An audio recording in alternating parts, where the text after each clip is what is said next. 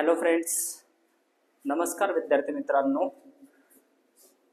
सर्वप्रथम सर्वांना नवीन वर्षाच्या हार्दिक हार्दिक शुभेच्छा. हे नवीन वर्षात नवीन आशा, नवीन उमेद घेऊन तुमच्या जीवनामध्ये येऊ अशीच इच्छा आहे.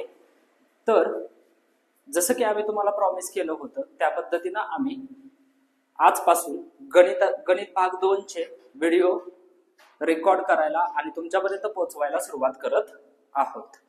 तर मग सर्वांनी सुरू करूया, एकदम मॅथ्सचा हा प्रवास चालू करूया.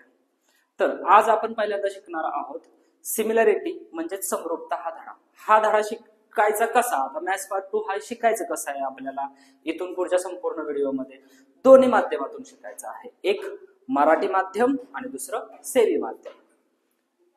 तर मग सर्वांनी मॅथ्स पार्ट 2 चं पुस्तक सोबत घेऊन आपण काय करूया, व्हिडिओ चालू करूया.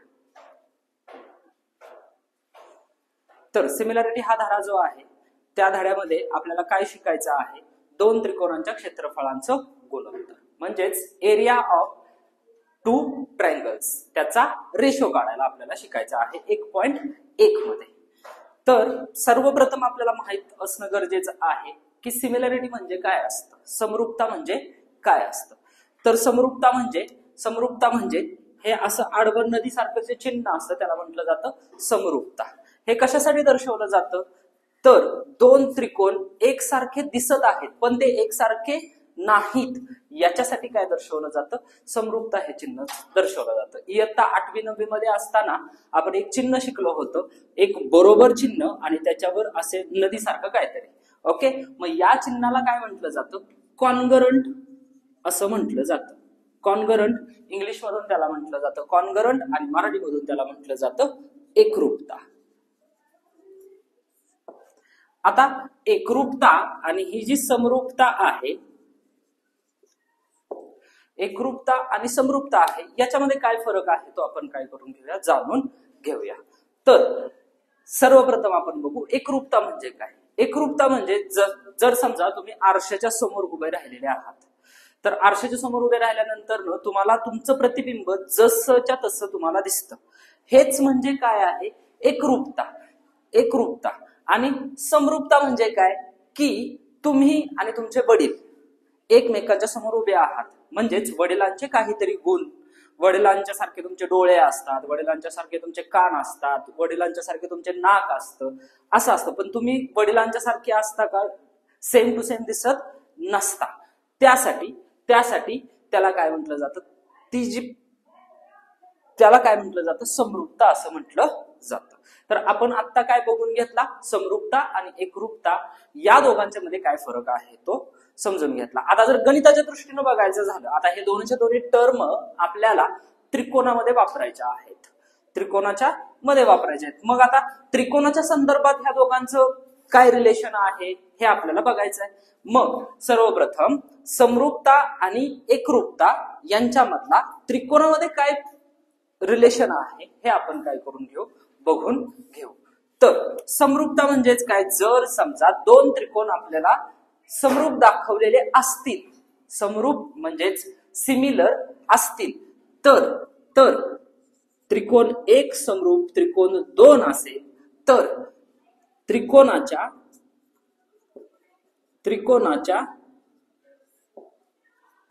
बाजूंचे गुणोत्तर समान असते. तसेच कॉन्गरंट म्हणजेच एकरूपतेमध्ये जर दोन त्रिकोण एकरूप असतील म्हणजेच कॉन्गरंट असतील तर त्यांच्या सर्व बाजू त्रिकोणाच्या म्हणजे त्यांच्या सर्व बाजू समान असतात. सर्व बाजू समान असतात. हा मुख्य फरक कशामध्ये आहे, समरूपता आणि एकरूपता मध्ये आहे. समरूपतेमध्ये त्रिकोणाच्या बाजूंचे गुणोत्तर समान असते आणि एकरूपतेमध्ये बाजूच समान असतात. हा एवढासा फरक समरूपता आणि एकरूपता मध्ये आहे. तर आपण सर्वांनी आता समरूपता आणि एकरूपता यांच्यामधील फरक जाणून घेतलेला आहे. आता या धड्यामध्ये आपल्याला काय शिकायचं आहे तर त्रिकोणाची समरूपता, दोन त्रिकोण कशा पद्धतीने समरूप असतात हे आपल्याला जाणून घ्यायचं आहे. आता सगळ्यात पहिल्यांदा त्रिकोण जर समरूप आहेत हे दाखवायचं असेल तर त्यांचं आपल्याला काय बघितलं पाहिजे, क्षेत्रफळ बघितलं पाहिजे. मग 1.1 मध्ये आपल्याला हेच बघायचं, दोन त्रिकोण दिलेले असणार आहेत आणि त्या दोन त्रिकोणांच्या क्षेत्रफळांचं गुणोत्तर आपल्याला काढायचं आहे. मग क्षेत्रफळांचं गुणोत्तर हे आता आपण नंतर काढूच, पण अगोदर त्रिकोणाचं क्षेत्रफळ म्हणजे काय हे आपल्याला माहित असणं गरजेचं आहे. मग त्रिकोणाचं क्षेत्रफळ म्हणजेच काय असतं, त्रिकोणाचे क्षेत्रफळ बरोबर 1/2 गुणुले पाया गुणुले उंची. ओके, तर आपण यालाच इंग्लिश मध्ये काय म्हणतो, area of triangle is equal to 1/2 into base into height. तर सर्वप्रथम आपल्याला ही बेस आणि हाईट कुठं असते हे ओळखता येणं गरजेचं आहे. तर बेस कुठं असते आता सर्वांनाच माहित आहे, हाईट कुठं असते, नेहमी पायावर असते. उंची कशावर असते, नेहमी पायावर असते. म्हणजे जर एखादा त्रिकोण दिला आणि त्या त्रिकोणामध्ये त्या ट्रायंगल मध्ये कुठंही जर आपल्याला परपेंडिक्युलर हे साइन दिसलं तर ती त्या त्रिकोणाची काय असते, उंची असते. आणि ज्याच्यावर उंची ही टाकलेली असते तो काय असतो, पाया असतो. सिंपल. किंवा जर तुम्हाला गणितामध्ये असं दिलं असेल, जर समजा ह्या त्रिकोणाचं नाव आहे ABC आणि AD परपेंडिक्युलर कशावर टाकलेला आहे, BC वर. परपेंडिक्युलर म्हणजेच लंब असतं. AB परपेंडिक्युलर कशावर आहे, BC वर आहे. जर समजा तुम्हाला आकृती दिली असेल तर आकृतीवरून आपल्याला लगेच इथं समजून येतं, इथं 90 अंशाचा कोन आहे म्हणल्यानंतर AD ही उंची झाली आणि BC हा पाया झाला. आणि जर समजा आपल्याला आकृतीच दिली नसेल तर कसं ओळखायचं, पाया कोणचा आहे आणि उंची कोणती आहे ती, हे कसं ओळखायचं, तर त्याच्यासाठी एक ट्रिक आहे, शॉर्ट ट्रिक आहे. जर समजा गणितात असं तुम्हाला दिला असेल AD लंब कशावर आहे, BC वर, तर नेहमी हा जो पुढचा असतो परपेंडिक्युलर साइनच्या लंबाच्या चिन्हाच्या पुढचा जो असतो त्याला काय म्हटलं जातं, उंची असं म्हटलं जातं. आणि उंची ही नेहमी कशावर असते, पायावर असते. त्यामुळं हा जो BC पाठीमागचा आहे त्याला आपण म्हणतो पाया. तर आता आपण शिकलेलो आहोत पाया आणि उंची कशी ओळखायची. आणि त्रिकोणाचं क्षेत्रफळ बरोबर काय असतं, 1/2 गुणुले पाया गुणुले उंची म्हणजेच बेस इंटू हाईट. तर आता आपण त्रिकोणांच्या क्षेत्रफळांचं गुणोत्तर कसं काढायचं आणि त्यांचे फॉर्म्युले कसे येतात, त्याचे कंडिशन, त्याचे गुणधर्म कसे असतात ते आपण आता काय करणार आहोत, पाहणार आहोत. तर आत्ताच आपण त्रिकोणाच्या क्षेत्रफळांचा फॉर्म्युला बघितलेला आहे. तर मगाशी मी ज्या पद्धतीनं म्हणलं, त्रिकोणांच्या क्षेत्रफळांच्या गुणोत्तर बघायचं आहे. म्हणजेच area of ratio of triangle बघायचे आहेत. तर त्याच्या किती कंडिशन येतात, तर त्याच्या 4 कंडिशन येतात. तर पहिली कंडिशन काय सांगते आपल्याला, पहिली कंडिशन सांगते जर समजा दोन त्रिकोण आहेत आणि दोन्ही त्रिकोणाचा पाया आणि उंची दोन्हीही समान नाहीत तर दोन त्रिकोणांच्या क्षेत्रफळांचं गुणोत्तर कसं येईल ही सांगणारी पहिली कंडिशन आहे. तर काय सांगितलं मी तुम्हाला, पहिली कंडिशन आहे जर समजा दोन त्रिकोणांचे पाया व उंची समान नसताना, पाया आणि उंची समान नसताना त्रिकोणांचे क्षेत्रफळांचं गुणोत्तर कसं येईल ते आपल्याला बघायचं आहे. म्हणजेच या कंडिशन मध्ये होतं काय की समजा पहिला त्रिकोण आहे त्याचा पाया B1 आहे आणि दुसरा त्रिकोण आहे त्याचा पाया त्याची उंची H1 आहे आणि दुसरा त्रिकोण आहे त्याचा पाया B2 आणि उंची त्याची आहे H2. म्हणजेच इथं आपल्याला सांगितलेलं काय आहे की पाया व उंची इथं समान नाही. म्हणजेच B1 is not equal to B2 म्हणजे B1 आणि B2 समान नाही आणि H1 आणि H2 समान नाही. अशा वेळी दोन त्रिकोणांचा क्षेत्रफळांचं गुणोत्तर काढत असताना म्हणजेच area of triangle 1 divided by area of triangle 2 is equal to काय असतो B1 into H1 divided by B2 into H2. इथं 1/2 असतो दोघांचा, जसं की फॉर्म्युलानुसार असतंय तर इथं 1/2 दोघांच्या ठिकाणी असतो, पण तो कॅन्सल झाल्यामुळे इथं आपण 1/2 घेत नाही किंवा 1/2 घेत नाही.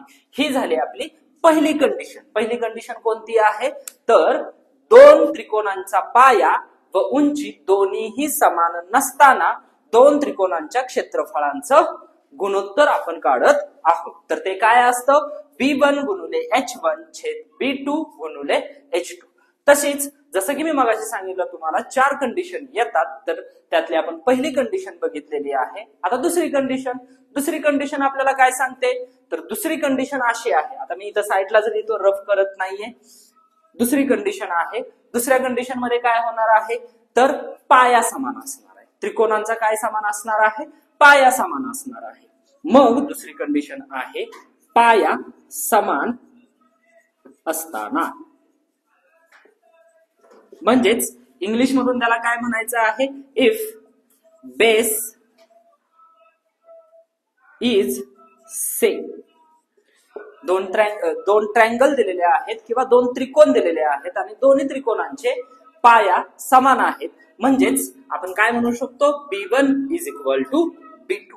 मग आपल्याला काय करायचंय हे पाया समान असताना काय करायचंय तर दोन त्रिकोणांच्या क्षेत्रफळांचं गुणोत्तर काढायचंय. Area of ratio of two triangles काढायचं आहे. तर सिंपल आहे, आपल्याला पहिलंच इथं सूत्र भेटलेलं आहे पाया आणि उंची समान नसताना. मग याच्यामध्ये आपल्याला काय सांगितलंय दुसऱ्या कंडिशन मध्ये सांगितलेलं आहे पाया समान असताना, म्हणजेच B1 is equal to B2 असताना.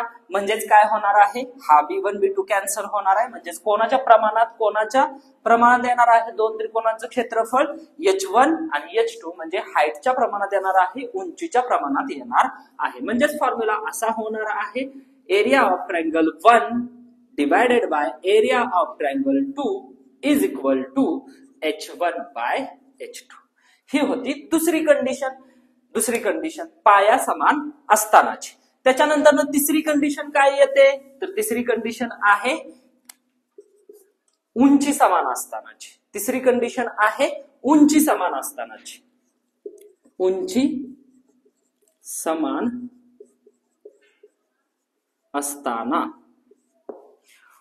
समान असताना दोन त्रिकोणांचं आपल्याला क्षेत्रफळाचं गुणोत्तर काढायचं आहे. तर याच्यामध्ये आपण काय लिहू शकतो H1 is equal to H2. आपण आता H1 H2 का म्हणतोय कारण की किती त्रिकोण आहेत मगाचपासून दोन त्रिकोण आहेत. दोन त्रिकोणांच्या क्षेत्रफळांचा आपण काय काढतोय गुणोत्तर काढतोय. त्यासाठी आपण इथं पहिल्या त्रिकोणाची उंची आहे H1 आणि दुसऱ्या त्रिकोणाची उंची आहे H2 आणि इथं काय सांगितलंय उंची समान असताना म्हणजे H1 is equal to H2. आणि मग साहजिकच आहे बेस समान असणार आहे का पाया समान असणार आहे का नाही. बरोबर B1 is not equal to B2. मग जसं ह्या कंडिशन मध्ये सुद्धा काय असणार आहे H1 is not equal to H2. बरोबर. मग आपण याच्यासाठी आता काय बघूया फॉर्म्युला बघूया. तर फॉर्म्युला आपल्याला सांगतो काय की हाईट सेम आहे म्हणल्यानंतर हाईटला हाईट काय होणार आहे कॅन्सल होणार आहे. म्हणजे जसं की जो युनिव्हर्सल फॉर्म्युला आहे त्या पद्धतीने area 1 divided by area 2 is equal to B1 into H1 divided by B2 into H2 हा युनिव्हर्सल फॉर्म्युला म्हटला तरी चालू शकतोय. मग याच फॉर्म्युल्यावरनं हा फॉर्म्युला येणार आहे कशाचा उंची समान असतानाचा. म्हणजेच हाईट इज सेम. म्हणजेच हाईट इज सेम. कशाची हाईट सेम तर दोन त्रिकोण दिलेले आहेत ज्यांचे क्षेत्रफळ आपल्याला क्षेत्रफळांचं गुणोत्तर काढायचं आहे. मग इथं काय होणार आहे H1 H2 सेम आहे मग ते कॅन्सल झालं. मग राहिलं काय area of triangle 1 divided by area of triangle 2 is equal to काय येणार आहे B1 बाय B2. म्हणजे जर उंची समान असेल तर दोन त्रिकोणांचं क्षेत्रफळ पायाच्या प्रमाणात असते, पायाच्या प्रमाणात असते. ही कंडिशन नंबर कितवी झालेली आहे? तिसरी झालेली आहे. तर अशा पद्धतीने आपण 3 कंडिशन पाहिलेल्या आहेत. आता आपल्याला राहिलेली आहे कितवी कंडिशन? चौथी कंडिशन. चौथी कंडिशन कोणती बघायची आहे आपल्याला? जर पहिली कंडिशन तर आपण काय बघितली होती? पाया आणि उंची दोन्हीही समान नव्हते, ती कंडिशन पाहिली होती. B1 is not equal to B2 आणि H1 is not equal to H2. ही पहिली कंडिशन पाहिली होती. दुसरी कंडिशन आपण काय पाहिली होती? बेस सेम असल्यानंतर B1 is equal to B2 but H1 is not equal to H2. ही कंडिशन आपण पाहिली होती. त्याच्यानंतर ना तिसरी कंडिशन आपण काय पाहिली होती? H1 is equal to H2 म्हणजे दोघांची उंची समान आहे पण पाया समान नाही, म्हणजेच B1 is not equal to B2. आता तुमच्या लक्षात आलंच असेल की तिसरी कंडिशन काय असायला पाहिजे मग? तर दोघांची उंची आणि पाया दोन्हीही काय आहे? समान आहे. चौथी कंडिशन, पाया व उंची दोन्ही समान असताना,